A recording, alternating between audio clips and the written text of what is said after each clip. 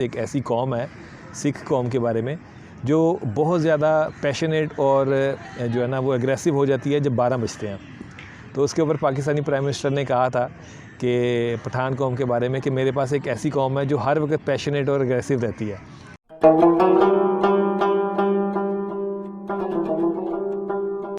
अस्सलाम वालेकुम मेरे अज़ीज़ क़ारिब, मैं हूँ शादाब अस्कर।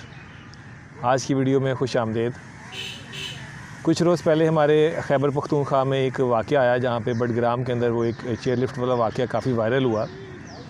एक्चुअल में इस जगह के ऊपर पहले जो है ना वो ब्रिज बने हुए थे, लेकिन वो सैलाब की वजह से ब्रिज टूट गए थे, जिसके बाद उन्होंने वहाँ पे चेयर लिफ्ट बनाई जिसको मुकामी ज़ुबान में डोली कहा जाता है। 22 अगस्त की सुबह को लोग जो है वो अपनी रूटीन के मुताबिक जो है वो इस डोली पे सफ़र कर रहे थे। और इसका तरीक़ाकार ये है कि लोग एक साइड पे बैठते थे और एक साइड पे बैठ के वहाँ से दूसरी साइड पे चले जाते हैं और मुनासिब सा किराया उनसे जो है ना वो वसूल किया जाता है और ये उनकी रूटीन का काम है। लेकिन 22 अगस्त की सुबह को जब वो डोली चली अपने मुकाम से तो वो एक कोने से टूट गई और उसके अंदर जो बच्चे थे और जो लोग थे वो खौफज़दा हो गए।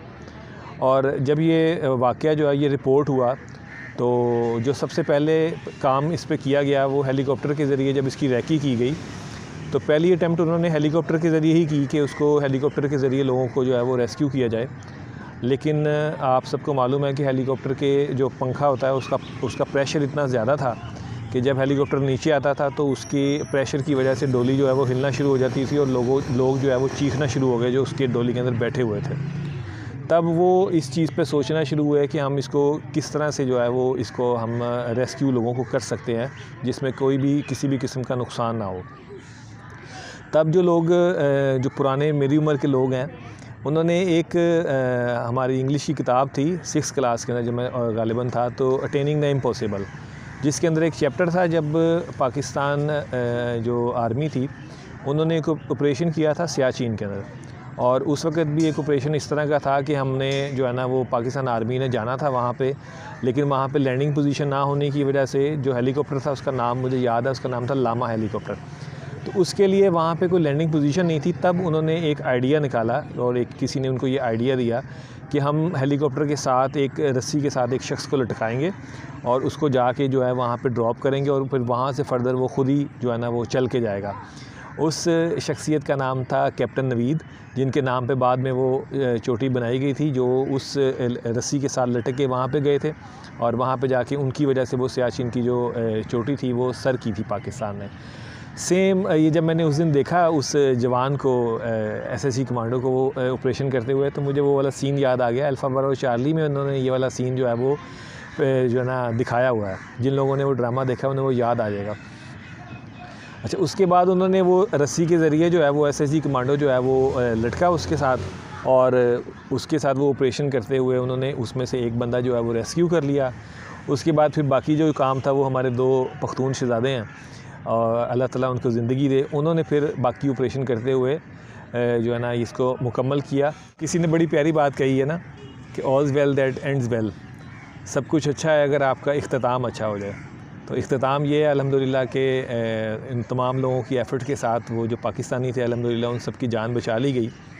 और जो पख्तून भाई हैं हमारे, उनके बारे में मुझे याद है कि जब मैं छोटा सा था तो मेरे वालिद साहब मुझे अक्सर एक बात बताया करते थे कि एक मरतबा पाकिस्तानी प्राइम मिनिस्टर जो है वो इंडिया के दौरे पे गया, तो इंडियन प्राइम मिनिस्टर ने जो है वो पाकिस्तानी प्राइम मिनिस्टर को जो है ना वो थ्रेट करने के लिए कहा कि मेरे पास एक ऐसी कौम है सिख कौम के बारे में जो बहुत ज़्यादा पैशनेट और जो है ना वो एग्रेसिव हो जाती है जब 12 बजते हैं। तो उसके ऊपर पाकिस्तानी प्राइम मिनिस्टर ने कहा था कि पठान कौम के बारे में कि मेरे पास एक ऐसी कौम है जो हर वक्त पैशनेट और एग्रेसिव रहती है। तो पठान भाइयों की तो माशाल्लाह क्या बात है, उनका तो मुकाबला ही कोई नहीं है। और जिस तरीके से उन्होंने ये इन लोगों को रेस्क्यू किया है, मेरी दुआ है कि अल्लाह ताला उनको जो है वो अपने हिफ्ज़ व अमान में रखें इन दोनों भाइयों को और इनको अल्लाह ताला लंबी ज़िंदगी दे। एक बात सिर्फ मैं अपने भाइयों से कहना चाहता हूँ कि इख्तलाफ अगर आपको है किसी इदारे से, आर्मी से या उनके किसी भी अफसर के साथ इख्तलाफ है, तो मैं हमेशा एक बात कहता हूँ कि इख्तलाफ के अंदर जो है ना वो क्रेडिट ज़ीरो नहीं करना चाहिए। आपने वो फुटेज देखी है आपने जिसके अंदर एक हेलीकॉप्टर है और उसके अंदर एक नौजवान जो है वो एक रस्सी के साथ लटका हुआ है और नीचे खाई है तकरीबन 900 फुट की। और उन्होंने कोशिश की अपनी, और उस कोशिश के दौरान उन्होंने एक बंदा जो है वो बचा भी लिया। अब उसके बाद अगर सारा काम जो है वो हमारे पख्तून भाइयों ने किया है, तो आप उसको ऐसा करें कि 60-40 कर दें, कि पठान भाइयों को जो है वो 60% जो है ना वो आप क्रेडिट दे दें और 40% आर्मी को दे दें, या आप जिस तरह भी करना चाहते हैं। लेकिन मेरा इख्तलाफ सिर्फ इतना सा है कि ज़ीरो बिल्कुल भी ना करें, क्योंकि ये जो हमारी रविश है ना, हम जो अगर इख्तलाफ की वजह से किसी को ज़ीरो कर देते हैं, ये रविश जो है ये किसी भी तौर पे इंसाफ पे मबनी नहीं है।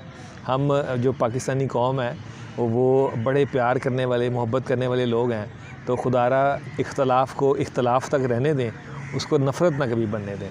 जिसने जितनी एफ़र्ट की है उसको उतना क्रेडिट दें, और अगर आपको लगता है कि किसी ने एफ़र्ट कम किया है तो उसको कम क्रेडिट दें, लेकिन ज़ीरो कभी भी ना करें। अल्लाह ताला मेरी कौम के जज्बे और मेरी कौम को हमेशा जो है ना वो ऐसे ही सरबुलंद रखे। आज के लिए इजाज़त दीजिए, अपना और अपने साथ रहने वालों का ख्याल रखिएगा। अल्लाहुम्मा सल्ली अला सय्यिदिना व मौलाना मुहम्मदिन व अला आलिहि व स्वहबिहि व बारिक वसल्लम वसल्लम।